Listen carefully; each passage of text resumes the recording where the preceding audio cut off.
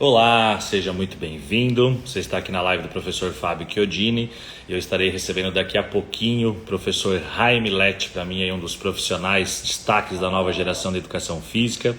E a gente vai estar abordando um tema muito bacana, que é a temática sobre glúteos, para ser mais específico, análise e prescrição de exercícios para glúteo, onde o professor Jaime Lett, que aqui já está solicitando a minha amizade, já vou chamá-lo só um pouquinho, professor.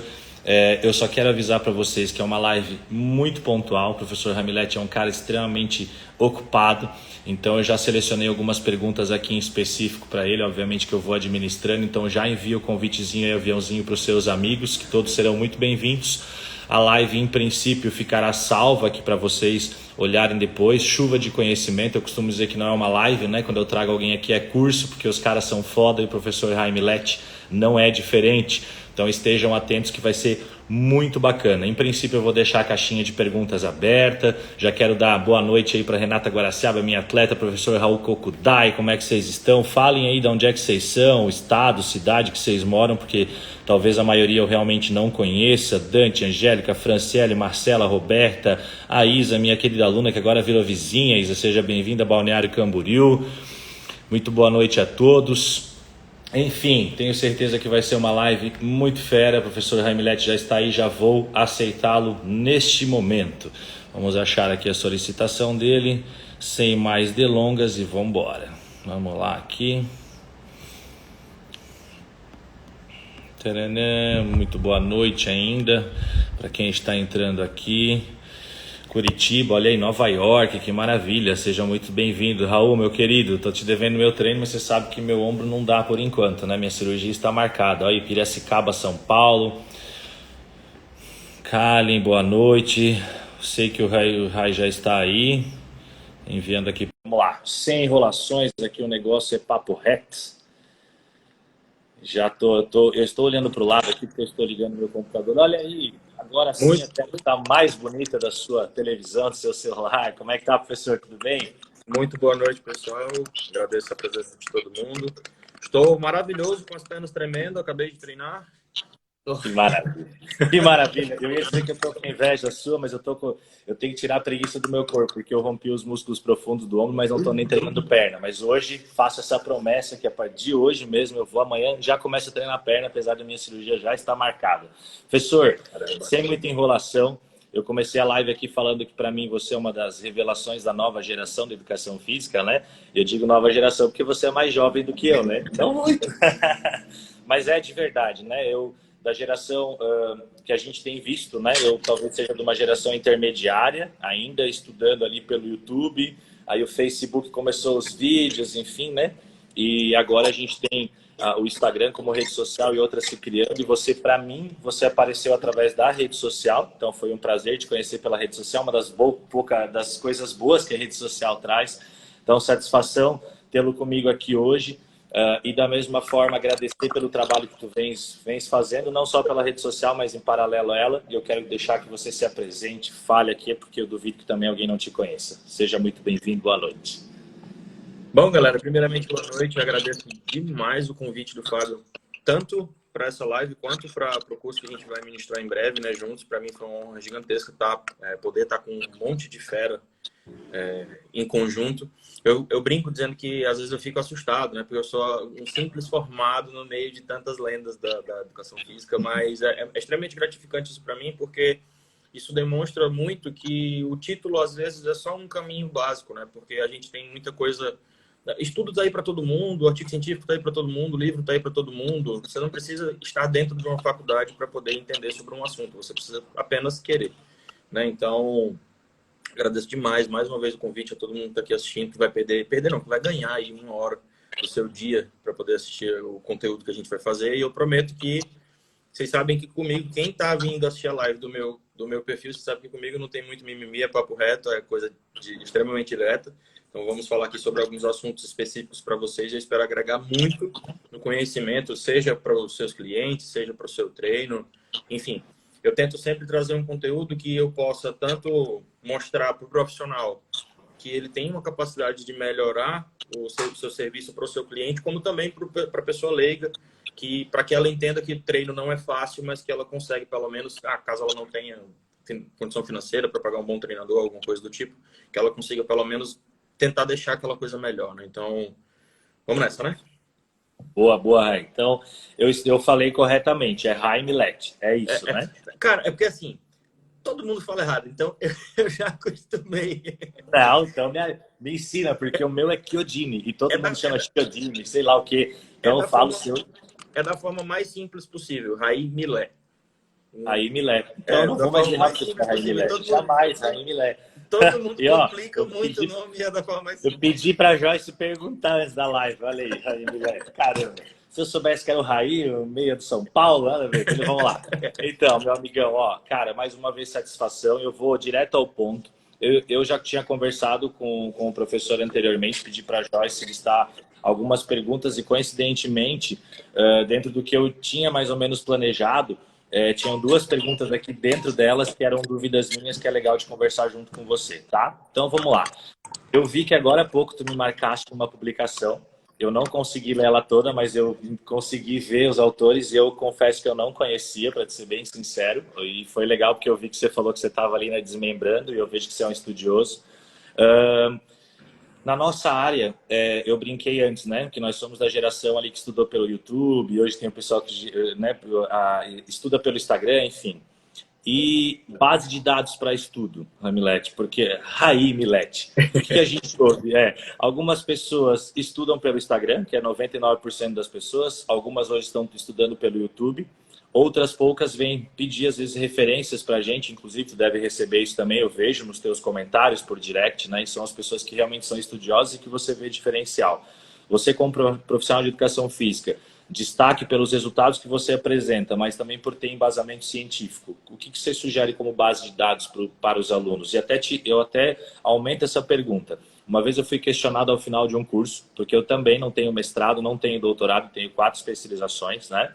E eu estava com outros 2 professores, um mestre e um doutor, e foi nos questionado qual que era a nossa sugestão de base de dados para estudos. Exemplo, eu não vou trabalhar em faculdade, em graduação, em pós-graduação. Preciso ler artigos científicos? Se preciso, onde busco? Tua opinião. Vai lá, contigo. Bom, uma das coisas principais que eu abordo, principalmente nos meus cursos, é a importância que o profissional tem, não só o profissional, mas o estudante dentro da faculdade, dele entender que o artigo científico, ele é a base para qualquer coisa que a gente vai estudar, né? Ter o conhecimento de leitura de livros é muito bom, mas o livro ele tem um problema. O livro não passa por revisores, o livro não, até passa, né? Se o autor quiser, ele entrega esse livro para alguns revisores, como, por exemplo, a gente tem o livro do Belmiro, que, se eu não me engano, passou por 5 revisores. Então, existem autores e autores. Você tem, para poder comprar um livro e saber que aquele livro tem um bom conteúdo, você tem que saber quem é o autor, saber os trabalhos que ele fez, ver que ele é pesquisador, ver que ele é um cara que produz artigos. Então, aí acaba deixando o livro extremamente bem confiável. Mas não é sempre que a gente consegue fazer isso. Não é todo mundo que conhece os autores, os melhores autores que existem na literatura, né? Então, a importância que a gente tem em leitura de artigo é muito grande, porque como que você, profissional da área, pode embasar alguma ideia que você venha a ter para os seus clientes, se você não tem uma noção do porquê que aquilo ali aconteceu, qual que é o sentido lógico daquilo, né? Porque a gente, como profissional, a gente não pode agir com achismos, a gente não pode dizer, é assim porque funcionou comigo. Isso é um absurdo, né, gente? Eu não sou o teoricão que deixa a prática de lado, jamais. Eu acho que precisamos sim aliar a questão de leitura de artigo com alguns calos nas mãos. Eu acho que o fazer é tão importante quanto o ler, né? Eu não posso deixar isso de lado jamais. Mas como profissionais não podemos basear nossas afirmações com achismos ou com uma teoria barata, né? Então, a leitura de artigos, para mim, é um peso extremamente importante que eu venho batalhando muito para que os profissionais tenham esse costume maior, né? Tenham esse costume de estar lendo pelo menos um artigo todo dia, né? Inclusive, tem até uma tag, um artigo todo dia, que eu trabalho com essa galera que me segue, que eu tenho muito profissional, assim como você tem muito profissional de educação física, nutrição, enfim, para que eles possam ter esse costume, né? E com o costume fica mais fácil. Você olha para um artigo, você já sabe muito bem onde catar todas as informações. Ou então, quando você quer ler um artigo mais de uma vez, você consegue destacar certas nuances. É extremamente importante. Onde buscar? Tem 3 plataformas que elas são extremamente simples, né? E são normalmente quem utiliza mais são as pessoas iniciantes. Né? que são os profissionais iniciantes. Posso destacar aqui PubMed, Cielo e o Google Scholar, né, o Google Scholar. Essas três você consegue achar praticamente todos os artigos existentes na face da Terra. Vai ter muito artigo gratuito, bem simples de utilizar, são ferramentas bem tranquilas. Você digita lá as suas palavras-chave e ele vai te destrinchar um monte de artigos sobre aquilo ali. Para quem já tem um pouco mais de costume, tem dois que eu gosto de sugerir. O primeiro é o ResearchGate.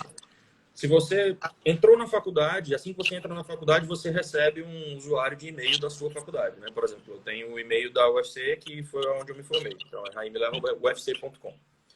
Com esse e-mail, eu consigo me cadastrar no site do ResearchGate, e esse ResearchGate é como se fosse uma rede social para pesquisadores, né? Onde, por exemplo, lá está presente Walter, Belmiro, o André, todos os pesquisadores que têm feito pesquisas o tempo inteiro, eles estão lá, porque lá eles publicam os seus artigos, e aquele artigo acaba ganhando mais visibilidade por estar ali dentro, né? E quem é aluno consegue fazer o cadastro nesse site, no ResearchGate, e acaba tendo uma facilidade maior para encontrar certos artigos, até mesmo alguns que são pagos, né? Porque, assim, quando um pesquisador publica numa revista, às vezes uma revista de peso muito alto, como a JCSR, às vezes você não consegue o acesso gratuito. E às vezes o acesso é muito caro. Por exemplo, assim, já vi acesso de artigo de $40 por um dia. É um negócio bem pesado, né? Qual estudante tem 200 pau para dar no artigo para ler um dia? Né? Verdade. Complicado. Então, dentro do ResearchGate, eu vou escrever aqui que o pessoal tá pedindo. O site é esse aqui, pessoal. Research. Só um instante. Eu tô com outro celular aqui e aí é muito menor que o meu. Tá difícil de digitar. Pronto. Procurem esse site no Google. E aí, lá nesse site, o que é que acontece? Quando tem algum artigo que é pago, que foi publicado em revista paga, você tem a possibilidade de solicitar para o autor diretamente, né? Porque normalmente o que é que a gente fazia antes? Mandava um e-mail para o autor, pedia solicitação, mostrava quem que você era, e aí o autor ia decidir se ele quer te entregar esse artigo ou não.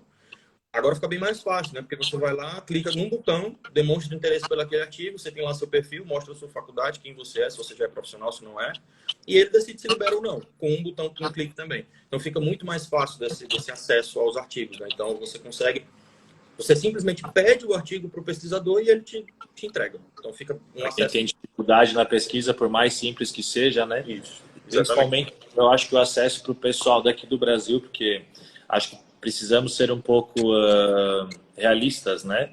A maioria da galera aqui não sabe nada de inglês. E, aliás, fica a dica aí para quem está assistindo, né, pessoal? Inglês, ele, tem que ser carro-chefe. Falo por mim mesmo, que tive que correr pra caramba atrás do inglês. Se vocês não desvendarem inglês, hoje eu ainda tenho dificuldade para conversação, mas até aí tudo bem, os artigos eu consigo ler, consigo fazer numa boa, mas para quem ficar para trás, como o professor Raimilete falou, se você ficar só em livro, se você ficar só em pequenos artigos de internet, o negócio vai ficar feio pro seu lado. Tu tinhas falado, chegou a comentar dos dois, Raimilete, que eu te cortei? Não, faltou um que aí, para quem é mais acostumado mesmo a pesquisar artigos, é um aplicativo, né, o Researcher, e é a mesma coisa do ResearchGate, só que você bota um Rzinho no final, né, de pesquisador, você baixa ele, e aí você já tem que ter um pouco mais de facilidade, né, de entendimento para poder pesquisar, porque ele vai te perguntar as revistas que você quer pesquisar, ele vai te perguntar exatamente as palavras-chave, então você tem que ser muito direto para poder achar aquilo que você quer. Se você simplesmente colocar qualquer nome lá, vai aparecer nada, né, vai dizer que não achou nada sobre aquele assunto. Então tem que ser extremamente direto, tem que realmente entender bem do que é que você está pesquisando, né? Eu diria que para intermediários e avançados, o ResearchGate e o Researcher são os melhores que a gente pode encontrar para poder pesquisar artigos, né?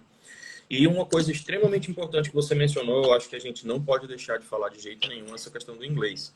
E eu falo isso não só pela questão da leitura de artigos. Eu, particularmente, aprendi a ler inglês no primeiro dia, no qual, na verdade, eu sempre gostei, né? Sempre quando moleque eu jogava videogame, então você sempre vai lendo as palavras em inglês, aquilo ali vai ficando. Sempre fui um cara cinéfilo, sempre gostei muito de música, então isso tudo me ajudou a ter uma facilidade para aprendizado. Eu aprendi inglês sozinho, não fiz curso, sou autodidata nessa questão. Porém, na primeira vez que um cliente internacional chegou para mim no meu Instagram e eu travei para falar com ela, eu tive que usar o tradutor. Dali eu decidi, daqui eu tenho que estudar inglês, eu não posso mais passar desse ponto, porque Se essa aqui chegou, provavelmente depois vão vir mais, principalmente se o trabalho com ela for bom, vai ter aquele boca a boca, normal de sempre. E foi exatamente isso que aconteceu, né? Eu fiquei bastante conhecido na Europa nessa época, tive muitos alunos da França, muitos alunos da Itália, da Espanha, inclusive até hoje ainda tem, mas eu tive que aprender para não perder dinheiro. Então não é só estudar, é para trabalho, né? Hoje em dia você ter inglês, você ter pelo menos o básico, né? Pelo menos a escrita muito bem feita, é o mínimo. É o mínimo. É isso mesmo, tem toda a razão. Eu trabalho com consultoria online há mais de 10 anos, né? Porque eu fazia com os atletas, então acabou que quando a gente fazia divulgação dos atletas, as pessoas iam procurar. A gente nem sabia que era consultoria online, não tinha essa nomenclatura, né? Então a gente foi criando esse sistema que hoje está uma máquina de fazer dinheiro, e até é legal que você fale isso, né, Hamlet? Porque hoje está todo mundo vendendo, ou melhor, oferecendo o seu produto. Não significa que está todo mundo vendendo. E tá um apelo muito gigante na internet por essa venda, né? Tá todo mundo muito desesperado para vender. Quando eu fui para Portugal nos últimos 2 anos ministrar curso, eu ouvia muito lá que nós somos muito bom tecnicamente, mas somos ruim na venda. E eu dizia, porque vocês não conhecem a maioria. Tem muita gente boa tecnicamente no Brasil, mas a maioria ainda é muito fraca. E a maioria que é fraca está se especializando antes em venda. Então tem uma galera fazendo lançamento, e eu acho super legal que vocês façam, que vocês ganhem dinheiro, mas cuidado para não focar só no dinheiro, porque senão o resultado final vai ser catastrófico, né? E a gente sabe disso. Daqui a pouco, educação física é uma das poucas áreas da saúde permitidas para fazer consultoria online ou atendimento online. Na verdade, era basicamente a única que atuava. Hoje, todas podem. Daqui a pouco, se a gente não cuidar, a gente está virando meros prescritores de exercício físico, vai dar cagada e a gente vai ser proibido de fazer. Então, senhoras e senhores, tomem cuidado. Raime Lete, professor, meu querido, eu vejo que você fala bastante no teu Instagram, eu sou um dos caras que gosta de ler pra caramba sobre sistemas de treinamento, sobre controle de progressão de carga, enfim, sobre volume de treino. Eu acho super legal porque tu te embasa em artigo científico, mostra as tuas referências. O que tu tens para falar sobre volume? Vamos conversar. Existe volume de treino mais adequado, na tua opinião, na opinião da ciência, no que tu vê junto da tua prática da ciência? É aquela coisa, né? A gente falar sobre volume, não dá para fazer não só uma live de 1 hora, como um curso de pelo menos 5 horas brincando, né? Então, fica à vontade, se couber, nós vamos. O corpo científico hoje, com relação ao volume de treino, é absurdamente gigante. É absurdamente gigante, né? Então, a gente acaba já se referenciando pelas meta-análises, que tem muitas meta-análises sobre o assunto volume de treino. E é meio que já não que bateram o martelo, mas já está muito claro para a ciência que não existe um volume de treino adequado, não existe um volume de treino fixo, não existe um volume de treino que seja específico para grupos musculares, para indivíduos, para qualquer coisa que você imaginar. O que é que existe? Avaliação de individualidade biológica e cuidado com alguns fatores, né? Primeiro fator que sempre temos que tomar cuidado: o nível do indivíduo, se é iniciante, intermediário ou avançado. E eu digo isso pelo seguinte: hoje em dia, pelo apelo, digamos que emocional das redes sociais para que você tenha um físico cada vez melhor e mais rápido, né? Porque, querendo ou não, não sejamos hipócritas, as pessoas olham para os corpos perfeitos que tem no Instagram, se sentem acuados com isso e querem chegar lá o mais rápido possível para não passar vergonha, né? Então, acaba que isso reflete dentro das academias, e quem é a bucha de canhão para poder resolver esse problema? A gente que está lá esperando o aluno, né? Então, eles chegam com uma sede gigantesca para ter resultado e querem já começar fazendo algo que não é para eles, que é de um nível muito avançado. E quando você tenta explicar para essa pessoa, para esse cliente, para esse paciente, seja lá como gostem de chamar, que aquilo ali não vai ser, não só não vai ser eficiente, não só vai ser eficaz, como ele vai estar pulando etapas muito importantes, ele te tira como: o cara é quadrado, o cara é antiquado, eu quero treinar mais, eu preciso treinar mais. Então, se todos os profissionais de educação física conseguissem se embasar melhor em artigos científicos, a gente teria um grande movimento dos profissionais mostrando para os clientes que aquilo ali a gente não está fazendo por pena, a gente está fazendo porque é o melhor para aquele caso, né? E que as pessoas iriam uma hora ou outra encaixar aquilo ali na cabeça. Porque, assim, é muito claro para a ciência que indivíduos iniciantes, quando estão começando no treinamento, sequer precisariam fazer séries múltiplas nos exercícios. Talvez séries únicas já fossem totalmente suficientes. né? E aí você vai avaliando a individualidade. Claro, vai ter um indivíduo ou outro que vai precisar de um treino mais volumoso, um treino menos volumoso. Como eu falei, não tem regra, né?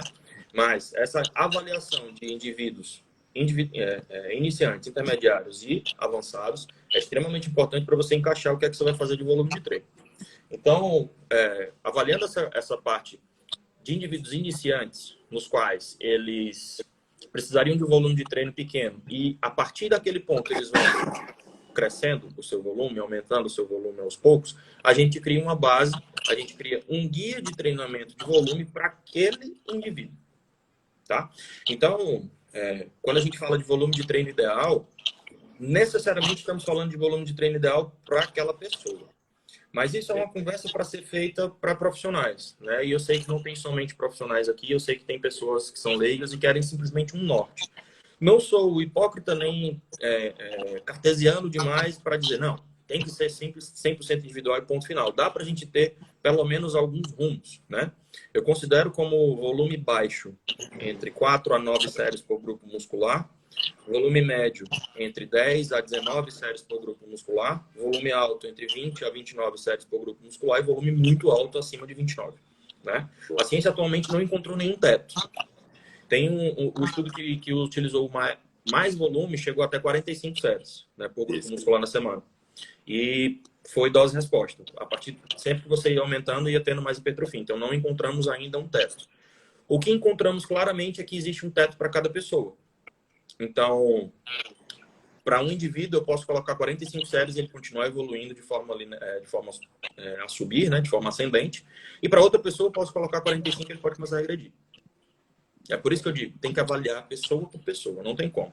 Mas aí, utilizando essa base desses 4 níveis de 4 a 9, 10 a 19, 20 a 29 e 30 para cima, a gente consegue ter mais ou menos um rumo do que é alto, o que é baixo, o que é médio, o que é... Entendeu? E tão importante quanto isso que falaste para mim, que foi pontual, né? Conseguir controlar as variáveis dentro do volume que você escolheu. O intervalo, digamos, ideal como sugestão para ser mais eficiente esse treino. Porque tem gente que faz aquele treino extremamente volumoso, quer trabalhar com cargas extremamente altas, e quando eu digo quer, porque a intenção dele é essa, mas com intervalos muito curtos, né? Para conseguir ficar aumentando o peso. Por exemplo, você vai fazer pirâmide, que para quem não sabe, você vai aumentando a carga a cada série. Só que se o teu intervalo for muito curto, me corrija se eu estiver errado, né, professor? Mas de repente não justifica um intervalo tão curto, você não vai conseguir fazer com qualidade. E quando eu digo intervalo curto, são intervalos de 30 segundos, até às vezes 1 minuto e meio, 90 segundos, a depender do percentual de um RM que você faz. Se você trabalhar acima de 75%, 80% de uma RM, um intervalo menor do que esse, provavelmente vai cair a qualidade da tua execução.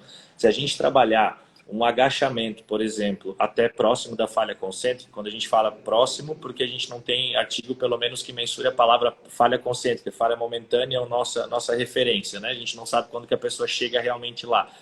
É difícil se o cara fizer até... Aliás, eu brinco nos cursos, eu faço uma brincadeira, né? Faço a flexão de braço e digo pro cara, ó, vai até a morte. A gente percebe quando é Miguel ou não.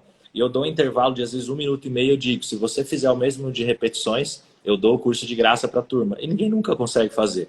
É uma resposta fisiológica pela demanda de tempo que a gente necessita recuperar. E eu vejo que tu já escreveste sobre isso no teu Instagram, se não me engano, dessa necessidade que a pessoa tem de ser tudo muito rápido por influência nossa, personagens trainers. Eu bato no peito que já fiz isso dentro da sala de musculação, que é para conseguir terminar a aula em 1 hora, para entregar para pegar o próximo aluno. Isso está completamente equivocado. Eu também já falava isso há muitos anos atrás, identifiquei pra caramba, eu acho o máximo quando você escreve. Então, aproveita e complementa isso da tua forma, porque eu acho bacana demais o teu posicionamento sobre isso. Vai lá.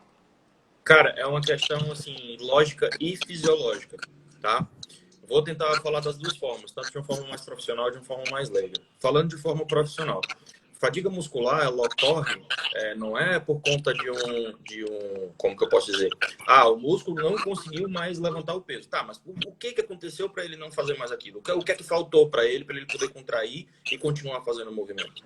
Basicamente, a fadiga muscular ela vai ocorrer quando a gente tem um excesso de acúmulo metabólico por conta dos íons H+, né? Deixa a região muscular mais ácida e essa acidez impede que o cálcio saia do retículo sarcoplasmático. Com esse impedimento, não tem cálcio. O cálcio é o principal catalisador ali para o aumento de ATP muscular. Sem ATP, sem contração, bloqueia, fadiga. Para que isso possa voltar ao normal, o que é que tem que acontecer? Você para o movimento, é por isso que a gente chama de fadiga momentânea, porque é momentânea, se você parar, descansar um pouco, você consegue fazer de novo. Mas você consegue fazer de novo porque você para, a sua corrente sanguínea vem e começa a limpar aquilo ali. Começa a levar aquilo ali do músculo. Só que demora um pouquinho, não é rápido, né? A corrente sanguínea vai passando e vai limpando, e é tanto que aquela sensação de ardor vai diminuindo com o passar do tempo. Só que a sensação de ardor sumiu completamente, mas os íons H+ ainda estão lá sendo removidos. E aí você já começa de novo a fazer o movimento. Quando você começa a fazer de novo esse movimento, os íons H+ vão subir numa velocidade muito mais rápida e você vai fazer menos repetições porque você não descansou o suficiente para remover esse excesso de resíduos metabólicos. Então, não é questão, o cara está treinando fraco, o cara é um preguiçoso, ele precisa treinar, tem que aguentar mais a dor. É fisiológico, meu querido, não tem como. Não tem como. E digo mais, se você força muito isso, se você força muito essa fadiga extrema, vai chegar um momento que você vai ter não só um desgaste local, um desgaste localizado, como um desgaste sistêmico também, uma fadiga do sistema nervoso central. Porque teu corpo vai entender, poxa, o cara continuou fazendo um negócio que eu já falei para ele bloquear. E aí você começa a bloquear a sinapse, você não começa a bloquear mais só o cálcio, entendeu? Então você começa a perder a sinalização de sinapse. É tanto que tem algumas pessoas que relatam que quando o volume de treino está muito acentuado, eles perdem a sensação de contração daquele músculo. Aquilo ali é basicamente teu corpo falando, velho, tá bom, já chega, vai para casa. Essa é a parte da prática que você consegue associar na tua fala, que é bacana de ouvir. Que eu brinco, né? Professor que não sabe executar, no mínimo terá dificuldade de corrigir e ensinar. Então, ter essas sensações, né? Viver, experienciar na pele. O professor Valdemar Guimarães, ele sempre tem uma frase que ele fala, né? Que a ciência, ela vive se arrastando atrás da prática por anos, por isso. Porque primeiro, né? A pessoa vai lá, faz, e a ciência vem e tenta provar depois o que já se achava, enfim, das possibilidades. E eu como professor universitário, hoje estou trabalhando no Valorize, Instituto de Pós-Graduação. Sou pesquisador, trabalhei 8 anos no laboratório de eletromiografia. Um dos motivos que me fizeram sair as discussões que eu tinha com o orientador na época, que era um problema para ele conseguir, por exemplo, querer fazer um trabalho, o posicionamento dos eletrodos com pessoas que tinham, por exemplo, na característica de insuficiência ativa, insuficiência passiva, para ele não considerava de jeito nenhum, biomecânica nua e crua, braço, momento da resistência, distância da barra, eixo de rotação e pronto. Então, foi uma das coisas que me desanimaram na época e que hoje me animam porque eu vejo pesquisadores sérios fazendo como o professor João Moura, que considera, inclusive, percepção corporal, pelo menos o comando que dá para ver se existe algum tipo de diferença ou não, ensinando como é que é o mecanismo da eletromiografia. Enfim, meu querido, tua opinião sobre hipertrofia regional. Eu vou pedir até que tu explique sobre isso para as pessoas, né? Que tu faça uma introdução, porque tem gente que não sabe o que é. E é para mim, uma das grandes descobertas. Eu vou até falar dos últimos 5 anos, porque tem se falado sempre sobre as mesmas coisas e eu penso que agora eu acho que é algo novo mesmo, chegando para acabar com aquelas informações que a gente discute há 30 anos a mesma coisa, que muda e que volta na opinião de uns, mas que no fundo a gente está sempre no mesmo caminho. Fala um pouquinho sobre hipertrofia regional. Vai lá, professor. Puxando um gancho daquilo que você falou, né, que às vezes a prática, a prática está muito interligada com a ciência. Eu costumo falar, às vezes, nos meus cursos, que às vezes a ciência só mostrou aquilo que já fazem na prática há pelo menos 30 anos. Se você pegar as técnicas avançadas, por exemplo, drop set, hash and pulse, TST7, qualquer uma dessas técnicas que você quiser, exceto pirâmide, todas elas foram criadas por algum treinador maluco, feito por um atleta mais maluco ainda, e aí pegou outro cientista que era o dobro de maluco e falou assim, tá, vamos trazer aqui para o laboratório, vamos colocar num ambiente controlado, vamos comparar com o treino tradicional e vamos ver quem tem vantagem sobre o quê. Né? E é assim que a ciência funciona. Alguém tem uma ideia e a ciência vai lá, beleza, vamos ver se isso aqui tem sentido. Inclusive, para quem está assistindo, e às vezes tem muitos profissionais acabam tendo um pouco de aversão à ciência por achar que a ciência quer comprovar alguma coisa. A ciência não quer comprovar nada, pessoal. A ciência quer sugerir caminhos. Às vezes tem caminhos que estão mais longe, às vezes tem caminhos que são mais próximos, às vezes tem caminhos que são mais seguros. E às vezes tem caminhos que não prestam, de fato, né? Acontece. Mas o pesquisador, pelo menos o pesquisador sério e idôneo, ele não está ali para dizer que você está errado e ele está certo. Ele está ali para mostrar o que foi que aconteceu. Ó, o estudo foi esse, a metodologia foi essa, o resultado foi esse. Tire as suas conclusões e coloque isso dentro da sua prática. Então, só para a gente poder ter uma introdução geral sobre esse assunto. E aí você fala sobre hipertrofia regional. De fato, é um assunto, entre aspas, novo, já se vem debatendo isso há bastante tempo atrás, mas eu acredito que com esse boom que a gente tem das redes sociais, muita coisa adiantou, sabe? Coisas que eram para sair daqui a 10 anos foram se acelerando. Porque a velocidade de aprendizado das pessoas está muito mais alta, né? A gente tem, hoje em dia temos muito mais acesso a informações e essas informações vêm de todo lugar.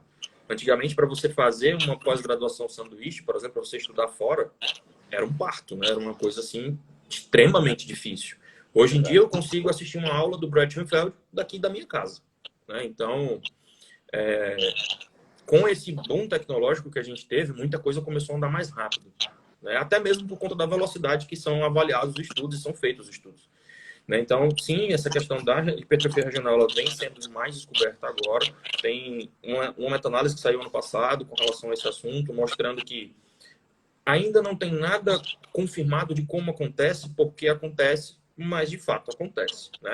E aí o que a gente tem de algumas evidências, mostrando que, de acordo com alguns exercícios, a gente pode mudar a região da hipertrofia do quadríceps, do bíceps também ocorre, do tríceps também pode ocorrer de acordo com o tipo de exercício. Por exemplo, tem um estudo do Brandão do ano passado, né, 2020. Ele testou o seguinte, fez só supino, só testa e supino com testa. No supino, ele viu que apenas a cabeça lateral do tríceps hipertrofiou, as outras duas não. No testa, ele percebeu que a cabeça lateral não teve hipertrofia. E com os dois exercícios, o tríceps teve uma hipertrofia completa, né, homogênea. Então, a partir de alguns estudos que avaliam esse tipo de resultado, a gente pode perceber que, a depender do braço de torque, a depender do torque máximo, a depender do tipo de exercício, cadeia cinética aberta ou fechada, a depender se é isolado, se é multiarticular, teremos diferença na hipertrofia. Isso meio que já está bem claro de que acontece, a gente ainda não sabe exatamente como exatamente, né? Então, falta um pouco mais de algumas evidências que falem sobre glúteo em específico, né, para a gente puxar mais para o tema da nossa live. Tem poucos que falam sobre a questão da hipertrofia regional do glúteo, até porque fazer a avaliação do glúteo com ultrassom não é fácil, né? Porque para você medir hipertrofia regional, digamos que a gente tem o comprimento muscular aqui, eu teria que fazer pelo menos 3 medidas, né? Uma medida com 70% da altura do músculo, 50% e 30%. E assim eu conseguiria ver todo o seu comprimento. E fazer isso no glúteo é um pouco complicado, porque ele é um músculo na diagonal e é bem difícil você trabalhar com ultrassom, né? Com bíceps é a coisa mais fácil do mundo. O cara estende o braço lá, você faz a medida, é tranquilo. Com glúteo é bem mais difícil, sabe? Então, acaba que essas limitações vão deixando um pouco mais complicadas esses estudos que falem sobre glúteo, mas já está bem claro que essa hipertrofia de fato acontece e ela acontece de acordo com tipos de exercícios diferentes, né? Eu, como eu sempre falo, eu sou um cara que estuda bastante evidências científicas, mas eu nunca vou deixar a prática de lado, cara. Eu sempre vou trabalhar, eu nunca vou embasar nenhuma tese minha falando, ó, é assim porque a minha atleta aconteceu isso. Eu jamais vou fazer isso porque eu realmente não acho isso correto.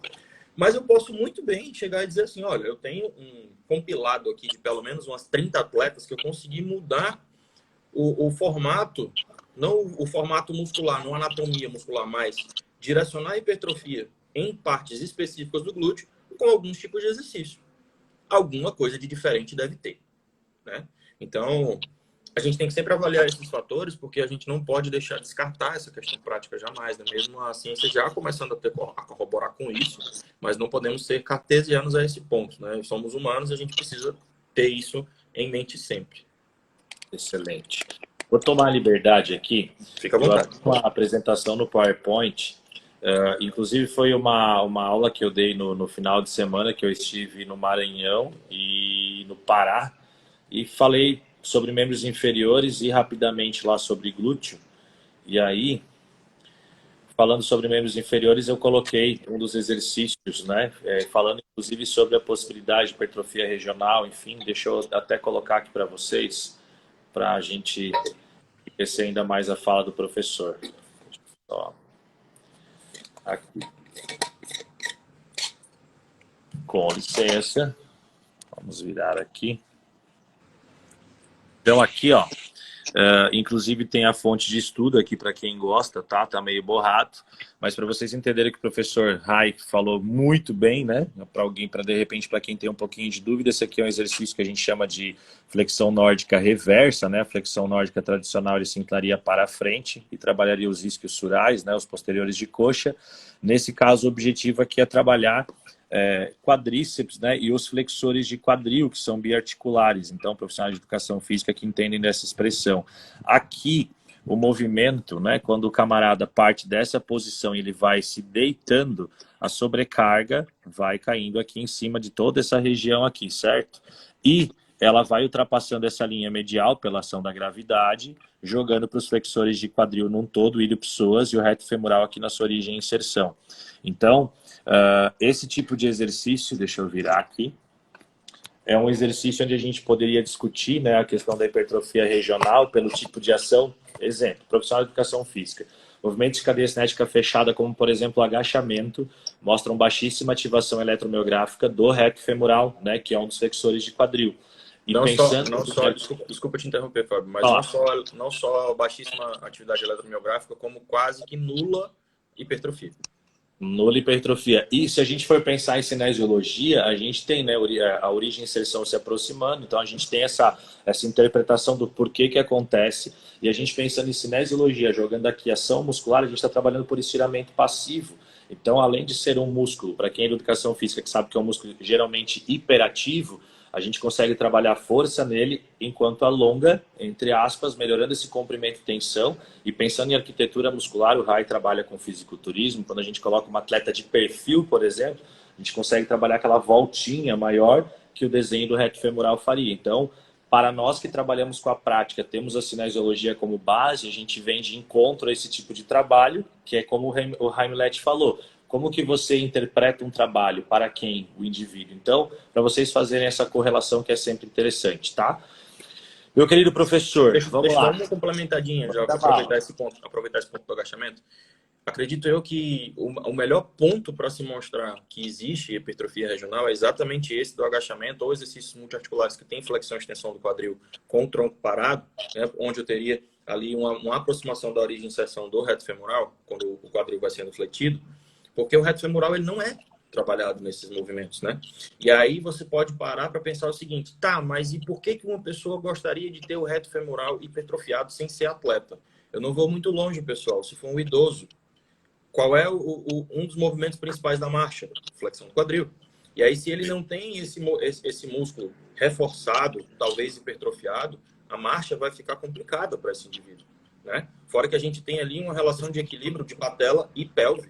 Então, às vezes a gente tem que pensar um pouco fora da caixa e não pensar somente em estética visual, mas também em funcionalidade.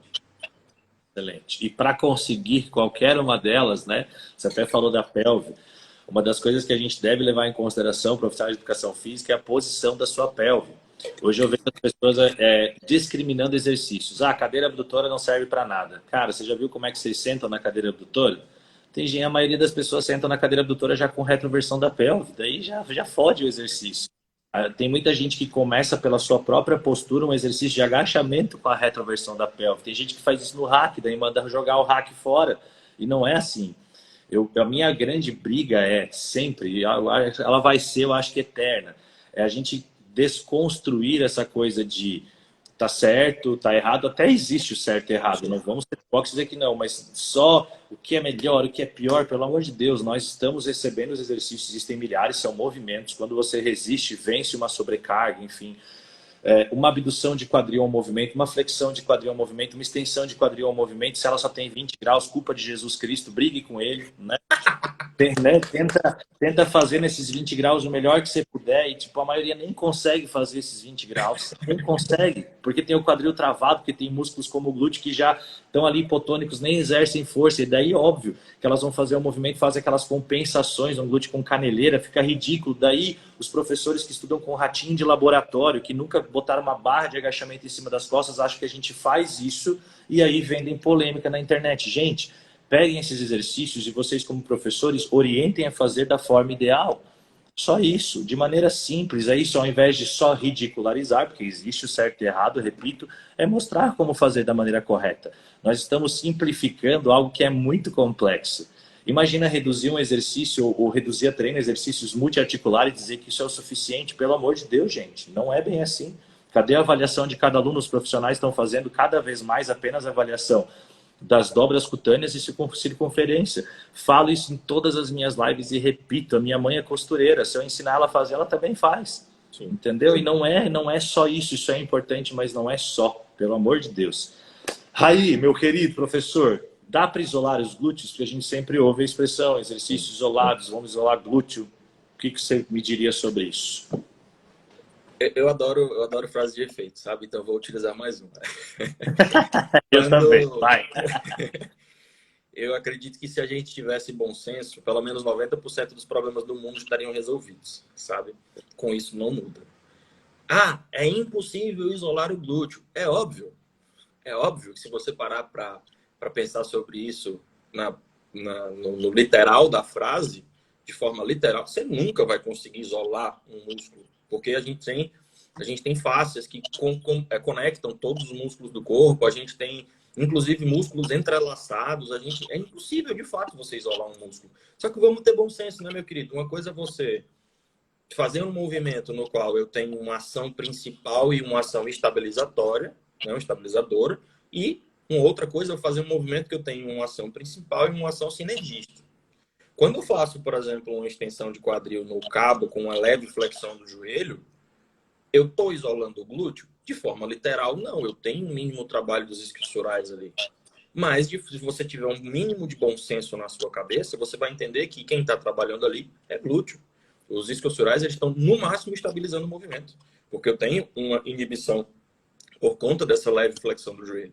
Então, é muito... E essa premissa, na verdade, ela foi feita por um motivo muito besta, sabe? Ah, não dá para fazer exercícios isolados para glúteo, por exemplo, porque toda vez que você treina inferior, você vai treinar glúteo. Mas o fato de você fazer um movimento que trabalhe o glúteo não significa que aquilo ali foi suficiente para inutilizar o seu glúteo e você precisar descansar 48 horas. Quem foi que disse que a regra é mexeu no músculo, tem que descansar 48 horas? Não tem motivo, é simplesmente porque as pessoas sempre falam, tem que descansar 2 dias. Isso não existe. Eu, por exemplo, a minha divisão de treino atual, eu estou treinando quadríceps 5 vezes na semana. Por que eu faço isso? Porque a distribuição de volume é pequena em 5 dias. Então, se eu faço isso com o glúteo, por exemplo, se eu trabalho exercício que tem um pequeno trabalho de glúteo, eu posso fazer ele várias vezes na semana. E eu posso corroborar isso com diversas evidências científicas, inclusive. Isso não é questão prática minha. Isso é algo que eu testo por conta de que eu leio, do que eu leio. Né? Então, dá para isolar glúteo, dá para isolar qualquer grupo muscular. Se você tem um mínimo de bom senso e 2 tic-tac funcionando na cabeça, com toda certeza dá. Se você é um cara que 2 pesos, 2 medidas, que para uma coisa você é literal e para outra você não é, aí realmente não vai dar, vai ficar mais complicado, né? Excelente. Vou aqui tomar de novo a liberdade. Fique à vontade. Eu tenho só mais uma pergunta para você, porque eu sei que você é um cara extremamente ocupado. Eu te roubei hoje. Obrigado, professor. Não, mas gente, não me roubou nada. Cara, eu adoro fazer live. Por mim, eu passava o dia inteiro fazendo live e conversando com o povo. Mas é gostoso. Eu também curto. Eu gosto demais. Na verdade, eu tenho que começar a fazer mais. Eu vou te chamar outras vezes, porque eu não preciso nem falar. Essa é a live que eu menos estou falando. Eu falo pra caralho. Na verdade, eu não vou achar que eu não quero me enrolar, mas as pessoas vão entender o que eu vou falar. Eu quero que vocês comparem um agachamento. Tentem se imaginar, eu vou tentar ser bem didático, pessoas que não são da área e para quem é. Imaginem vocês fazendo um agachamento e vocês chegando lá embaixo, 90 graus, relação joelho, quadril, 90 graus. Então você agachou mais ou menos até ficar com a bunda alinhada com o seu joelho. A maioria das pessoas, quando chegar nessa posição, já começa a entrar em retro de quadril. Para vocês entenderem, é como se o glúteo ficasse embaixo do corpo. Então, nesse momento, a pelve de vocês, ela inclina, que a gente chama de posteriormente. Então, quando ela inclina, ela esconde, ela engole o seu glúteo. De maneira bem prática, quando isso acontece, você coloca o seu glúteo em estado de suficiência ativa. Ele tem pouca capacidade de produção de força ou quase nenhuma. Então, quando você for imaginar o seguinte, olha, então agachamento é excelente para glúteo. Se você conseguir fazer um bom movimento e a partir dessa fase principalmente desses 90 graus em relação ao quadril e joelho, você a partir dali conseguir fazer um bom movimento, você coloca esse músculo num bom comprimento e tensão. Não é o melhor. Ó o que o Rai está colocando aqui, ó. Isso é retro de quadril, ó, quando o glúteo vai embaixo do tronco. Então, se vocês observarem o que está em verde ali que ele coloca para vocês, a postura está melhor, o glúteo e os isquiotibiais estão mais alongados, no maior comprimento e tensão, como se eles fossem um elástico. Então, no melhor, então eles exercem melhor capacidade, melhor produção de força para fazer o freio e ajudar no arranque, principalmente o glúteo. Os isquiotibiais eles vão estar fazendo mais a cocontração, né, auxiliando nessa contração. Mas para que isso aconteça, eles precisam, não podem entrar em retro do quadril. A maioria das pessoas entra. Então, para a gente falar um pouquinho da necessidade de um exercício isolado, às vezes é importante e necessário que a gente coloca, porque um exercício que deveria trabalhar o seu glúteo não está trabalhando. Então eu preciso melhorar algumas coisas primeiro, de repente, a sua percepção corporal, a sua mobilidade, a sua flexibilidade através de uma avaliação, para identificar qual que é o problema, por que você não está conseguindo fazer o agachamento em grande amplitude, porque eu quero, Jesus quer, o Rai quer, todo mundo quer que você faça um baita agachamento. A gente sabe que dá para chegar, que é raro, até uns 140 graus, raríssimo. Quem agacha até 110 graus com qualidade? Por que eu estou falando 140, 110? De 90 para 110 dá só 20 graus. É o que no máximo a maioria consegue fazer quando faz bem feito. Qual que é o grau de extensão de glúteo mesmo que a gente faz? No máximo 20 graus. E é o que a galera começa, que fala que é pouca amplitude. Gente, são planos diferentes. Quando eu faço um hip thrust, uma elevação de quadril, eu estou trabalhando meu glúteo no seu encurtamento. Quando eu trabalho um agachamento, no seu alongamento. Então, são situações diferentes para fibras musculares diferentes, direções opostas de glúteo mínimo e glúteo máximo. Então, é muita coisa. Não dá para simplificar. Nunca foi só eletromiografia, nunca será só eletromiografia, e nem será só biomecânica, e nem será só cinesiologia, mas pode apostar. Primeiro será biomecânica e cinesiologia. Você vai fazer uma interpretação para poder olhar aquele artigo que fala de eletromiografia interpretado por que aquilo aconteceu. Não é só dizer que é melhor ou pior, agora não serve mais. Pelo amor de Deus, não simplifique isso. Daí não precisa de faculdade para educação física. Enfim, passou o desabafo, falei. Precisava falar. deixa eu ir um pouquinho mais além. Vai. Porque assim, a gente está falando de cinésio, a gente está falando de biomecânica, mas quando a parada chega na parte molecular da hipertrofia, vai ter muita gente que vai arregar. Muitos desses sabichões de internet, se eu começar a conversar sobre parte molecular da hipertrofia, muita gente vai arregar, porque sequer estudou direito na aula de fisiologia básica na faculdade. Quem dirá fisiologia da hipertrofia, que é uma parada um pouquinho além do que a galera está acostumada. Então, utilizando dois exercícios, como por exemplo o hip thrust, que é a elevação de quadril, a elevação pélvica, para quem não tem tanto conhecimento, eu até às vezes me sinto um pouco errado em falar elevação pélvica, porque eu sei que a pelve não faz elevação, mas é o que a maioria entende do movimento, então eu falo assim para todo mundo entender. Né? Mas a elevação pélvica, a elevação de quadril, hip thrust, como queiram, o Fábio falou o seguinte: a gente está trabalhando o glúteo máximo em sua máxima contração, o torque máximo em sua máxima contração.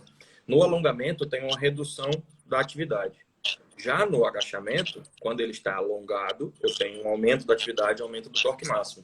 Quando eu estou falando de parte molecular da hipertrofia, a gente pode ir um pouquinho além falando o seguinte: quando eu utilizo o agachamento, eu tenho um potencial de dano muscular muito mais alto, eu tenho uma miogênese muito mais elevada no glúteo. Porém, quando eu estou trabalhando o hip thrust, quando eu estou trabalhando a elevação de quadril, eu tenho menos dano muscular, menos inflamação e eu consigo fazer mais vezes aumentando o volume, fosforilando N proteínas relativas à síntese de proteína e posterior hipertrofia. Dá para comparar esses dois exercícios? Dá para dizer que um é bom e um é ruim? É a mesma coisa que comparar um prato de arroz com um prato de frango. O que é melhor? Quando a gente pergunta, qual dos dois é melhor? Pera, melhor em quê? Quem é melhor em proteína? Frango. Quem é melhor em carboidrato? Arroz. Quem é melhor em sabor? Aí é com você. Aí é seu paladar. Então, não dá para a gente pegar um exercício e colocar junto de outro, que são dois exercícios completamente diferentes, não só em biomecânica, cinesiologia, mas em molecularmente falando também. Não tem como você pegar esses dois exercícios e dizer assim, um presta, o outro não presta. Isso é burrice. Isso não é nem picuinha, isso é burrice. Pronto, também desabafei. É que tem muito biomecânico, não biomecânico, falando de biomecânica, né? Eu acho que esse também, né, tem sido um grande problema, né, professor? É importante a gente colocar que uma pessoa pode ter dificuldade de fazer o hip thrust, elevação de quadril, elevação pélvica, que é legal o que ele falou, porque quando vocês ficam mexendo só a pelve, vocês estão transando enquanto vocês fazem o exercício. Coloca o glúteo em insuficiência ativa, contrai e relaxa, contrai e relaxa. Então, é sempre movimento em bloco, é a coluna inteira, e o sacro e o cóccix estão lá no glúteo, fazem parte da coluna, então é um movimento sempre em bloco, a gente vai mostrar isso aqui no curso para vocês. Professor, eu vou te agradecer. Nós ficamos aqui 50 minutos num bate-papo sensacional. Quero te agradecer demais. A gente só subiu aqui os números, né? Graças à tua presença, à tua fala pontual, que eu pouco falei. Eu quero terminar aqui, antes de te agradecer, com duas frases que eu gosto de um poeta contemporâneo, Fábio Shakespeare, né? Que fala que para ter a bunda que você quer, primeiro você precisa sair de cima da bunda que você tem. E quando eu falo isso, vocês que estão aí sentados em cima da sua bunda, do seu glúteo, e o dia inteiro e não tem o que fazer, esse é um dos motivos para que o seu glúteo, de repente, não se desenvolva. Dos motivos para que o seu glúteo esteja hipotônico. Isso faz com que a sua pelve modifique de posição, altere a sua postura. Eu quero que vocês façam essa reflexão, se só por ficar sentado, com o peso do seu corpo, em cima por algumas horas por dia, seja dirigindo, trabalhando na faculdade, não importa. Você já pode causar alterações posturais severas e que são potencial risco de lesão, sim, por que não? Reflitam sobre sobrecarga axial, que a ciência nos mostra que é a que mais oferece torque para a coluna. Quando vocês colocam muito peso e querem fazer aos olhos dos outros que vocês são fortes, etc., e colocar na rede social quanto que você bota no agachamento, que é o peso, o dobro do peso corporal, enfim. Se vocês colocam esse tipo de sobrecarga, a gente já tem alterações quando vocês estão parados de maneira nua e crua, cuidado quando vocês colocam peso sem a técnica, porque a minha grande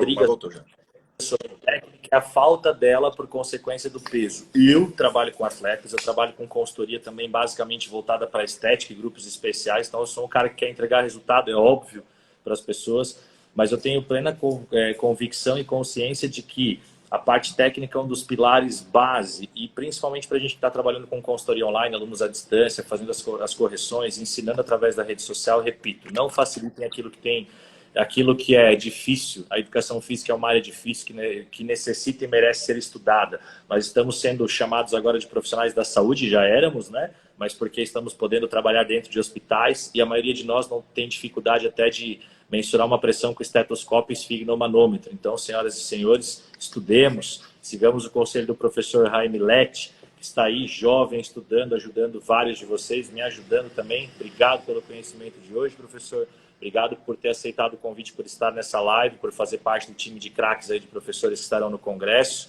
Joicinha que está aqui. Muito obrigado a todos. Já vou dar boa noite já. E você, despeça-se, faça aquilo que você quiser, porque a live é sua. Muito obrigado. Que bom conversar com você mais tempo hoje. Gostei demais. Você é um menino muito do bem. Parabéns pelo profissional que você é e parabéns pelo trabalho. Foi um prazer imenso estar aqui conversando com vocês. Espero ter agregado bastante para todo mundo, tá? Então, quero finalizar também com uma frase daquelas bem de efeito, né? Bem de efeitão. Se você é um indivíduo que precisa de alguém no seu pé para poder estudar, para poder fazer algo, parabéns. Você nunca vai sair do estado de medíocre. Quando eu falo medíocre, eu não falo do termo pejorativo, eu falo do termo mediano. Você sempre vai ficar no mediano. Quando você é uma pessoa que utiliza esses ambientes para poder se elevar, né? Que você, lógico, ajuda, tem uma pessoa falando estuda isso, estuda aquilo, mas quando você sai um pouco da caixa, estuda aquilo que te mandaram e ir um pouco além, você se destaca.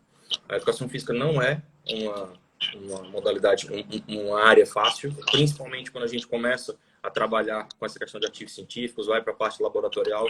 É tão difícil quanto medicina, é tão difícil quanto odontologia, é tão difícil quanto nutrição, é tão difícil quanto as outras.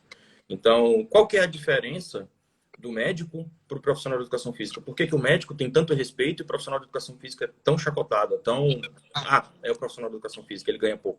Por que isso acontece, né? A culpa é nossa. A culpa é nossa que não está dando real valor estudando e sendo reconhecido da forma que deveria.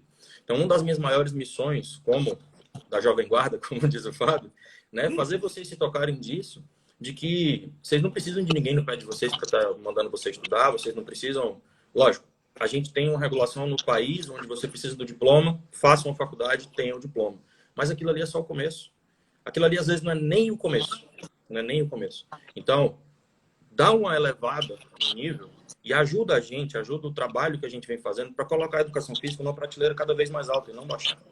Porque quando está todo mundo no mesmo âmbito, quando um cliente chega para diversos profissionais e todos eles têm embasamento científico na hora da conversa, tem embasamento científico e prático, eu garanto a vocês que vocês nunca mais vão ouvir pro fulano de tal faz mais barato.